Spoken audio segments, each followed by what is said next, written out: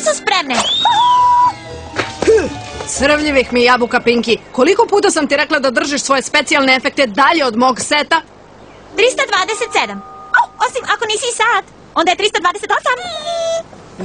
Ne mogu da verujem da si već zapamtila svoj tekst, Fluttershy. Jednom kad prevazićeš prestravljajuću tremu, ostalo je lako. Nadam se da će princeza Celestija odobriti našu predstavu. Čim vidi ove fantastične kostime, moći će da kaže samo bravo! Glave gore, evo našeg odgovora. Predivne vesti, narode. Iha! Možemo da priredimo predstavu? Još bolje. Princeza Celestija će biti naša zvezda. Da, i ja sam se tako osjećao. Celestija? Zvezda naše predstave? To je važno! Pa, na početku je bila malo nervozna, ali rekla sam joj da ne brine. Uz našu pomoć sve će ići glatko kao... Svila! Moram da nađem Svilu. Ako će Celestija biti u našoj predstavi, moramo da podignemo sve na viši nivo. Nijedna od starih ideja nije dovoljna. Da! Zaboravite obični top za zabave. Za našu princezu potrebna je debela Berta! Pinky! Šta? Naša predstava će biti zadivljujuća. Moram da kažem svima koje poznajem i onima koje ne poznajem. Zašto se za ime sveta toliko oduševljavate? Već smo sretale princezu i to mnogo puta. To su bile svečane prilike, priredbe, spasavanje sveta, ovo je drugačije.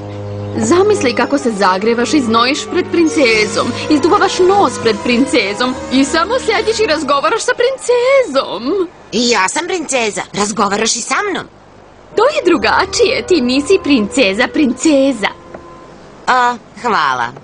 Celestija želi da iskusi posebno prijateljstvo koje vezuje pozorišne ponije. Da biste joj to pružili, treba samo da budete svoji. Ti stvarno to misliš? Dosta vrpoljenja. Mi smo samo drugari koji su se okupili da proslave jedišnjicu predstavom. Šta može da pođe po zlu? Na mesta, narode! Došli smo da probamo novi dan u Ekvestriji. Režira, piše i producira Twilight Sparkle. Strana 1, čin 1, scena 1. Akcija! Nekada davno, pre Celestije, Ekvestrija je prolazila kroz užasno razdoblje. Podizanje sunca svakog jutra je bilo tako teško da je to radilo 5 velikih čarobnjaka i Starsfield bradati sa njima.